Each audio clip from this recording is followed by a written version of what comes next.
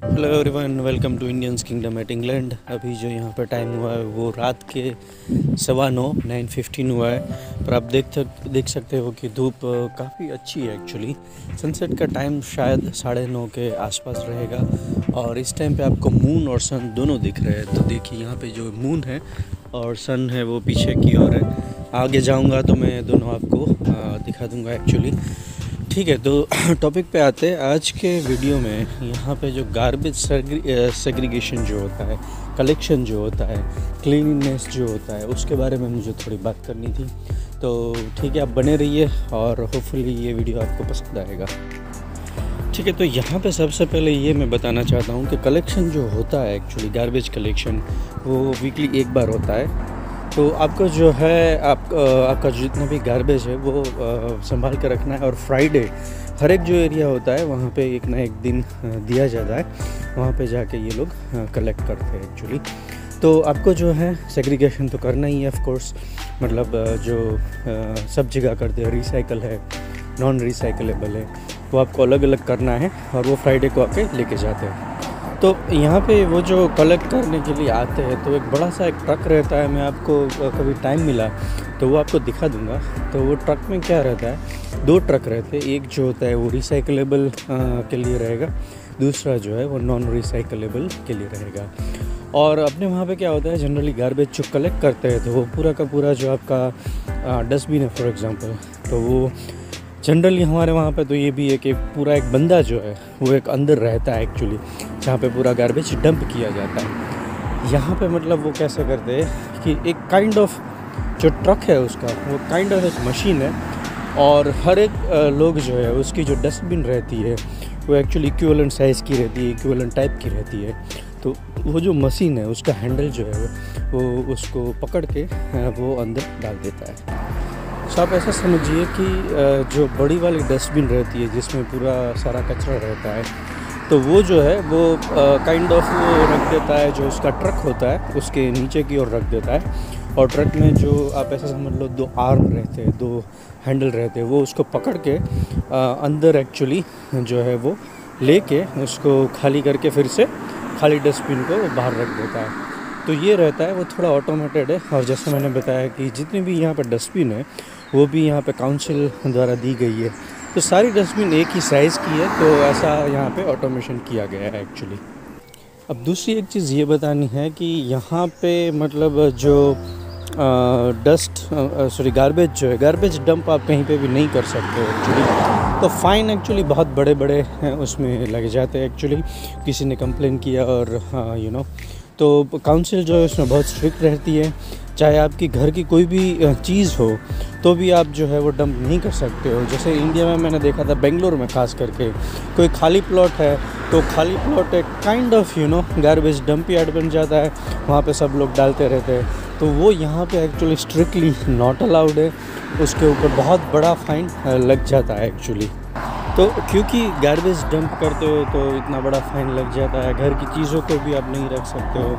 और यहाँ पे घर जो है वो रिलेटिवली छोटे रहते हैं, जैसे मुंबई में है एक्चुअली कि मुंबई में सारे घर छोटे रहते हैं। तो उस हिसाब से यहाँ पे जो सारे घर है बहुत ही छोटे रहते हैं एक्चुअली, ठीक है, अंदर उतना स्पेस नहीं रहता है। तो आपको कुछ अपग्रेड करना है या कुछ भी है बेसिकली, तो यहाँ पे लोग क्या करते हैं, तो फ्री में कभी कभी चीज़ों को दे देते हैं ताकि घर में जगह हो जाए, किसी को यूज़ में आ जाए। और बेसिकली उसको अगर डंप कर दिया कहीं पे तो फ़ाइन लग सकता है। हाँ, उसमें एक और चीज़ ये भी बताऊंगा मैं कि यहाँ पे एक शॉर्टेज सेंटर रहते हैं। तो शॉर्टेज सेंटर मतलब आपको कुछ रिसाइकल करना है, कुछ डंप करना है, तो वहाँ जाके आप जो आपकी चीज़ है वो डंप कर सकते हो। जैसे हमारे वहाँ पे कबाड़ी वाले रहते हैं, तो उस हिसाब से आप समझ लो, बस उसका कुछ पेमेंट आपको नहीं मिलेगा। आप वहाँ पे जाके बस चीज़ों को रख के वो जो है उसको रिसाइकल कर सकते हैं। तो ये जो बात है उसको मैं थोड़ा स्ट्रेच करूँगा कि जैसे मैंने बताया कि सारा ये जो है यहाँ पे कि चीज़ों को डंप नहीं कर सकते, तो लोग जो है वो बहुत सेकंड हैंड चीज़ें जो है वो एकदम चीप रेट पे बेच देते हैं ताकि उसको शॉर्टेज सेंटर जाके फिर से देने का कोई पंगे ना हो, इसीलिए। तो ये कल्चर यहाँ पे बहुत है पूरे इंग्लैंड में एक्चुअली। जो सेकंड हैंड चीज़ें ये लोग कभी कभी अपने घर के बाहर भी रख देते हैं, तो आप वहाँ जाके ले सकते हो एक्चुअली, आपको अगर यूज़ करना है तो इसकी सब बात चल रही है। तो सेम चीज़ मैं यही बताऊँगा कि जैसे यहाँ पे पेट्स बहुत लोगों के पास रहते हैं, डॉग है, कैट है, जो भी है। Dogs is very common actually, dog यहाँ पे बहुत ही लोग रखते हैं एक्चुअली एज अ पेट।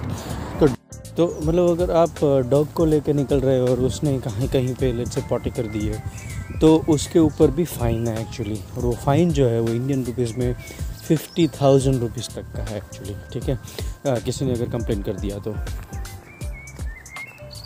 तो ये बहुत होता है यहाँ पे। जो नेटिव लोग जो है ब्रिटिशर्स है, तो वो क्या करते हैं, कुत्तों को लेके जनरली निकलते हैं दिन में एक बार। अभी जो मौसम है वो भी अच्छा है एक्चुअली, आई मीन हमारे लिए भी आप बोल सकते हो थोड़ा ठंड लग रहा है, पर मतलब इतना भी नहीं है कि आप घर से बाहर ही नहीं निकल पाओगे, और धूप जो है काफ़ी रात तक रहती है। तो इसलिए वो डॉग को भी जो है वो लेके आते हैं। तो ऑफ़ कोर्स उसको भी कहीं ना कहीं अगर उसने कुछ बिगाड़ दिया, तो इन लोगों को जो है वो उसकी सारा इंतज़ाम साथ में करके ही चलना पड़ता है। और जगह जगह पे मैं आपको दिखाऊंगा डस्टबिन रखी हुई है स्पेसिफ़िक फॉर डॉग्स एक्चुअली, तो उसका जो रहता है क्लीनअप का, वो सारा उसमें डंप करना होता है।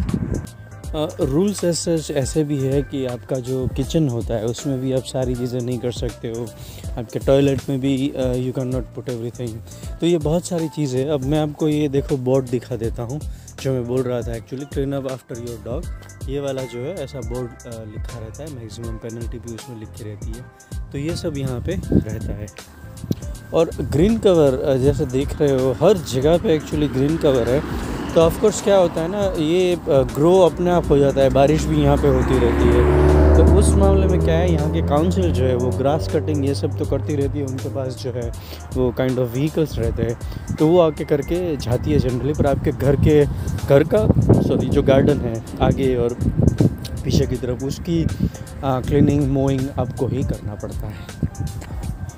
ठीक है, तो आज की वीडियो में यही जानकारी आपको देनी थी। होपफुली ये वीडियो आपको अच्छा लगा होगा, कुछ इन्फॉर्मेशन आपको मिली होगी, और आपको कुछ क्यूरियोसिटी है, आपको कुछ जानना है तो मुझे ज़रूर बताइएगा, मैं उसके ऊपर वीडियो बनाऊंगा। अगर मुझे पता नहीं है तो मैं वो प्लेस जाऊंगा, कुछ फाइंड आउट करूंगा और उसके बाद वीडियो बनाऊंगा फॉर श्योर। ठीक है, तो do like, share, comment and subscribe. Bye for today.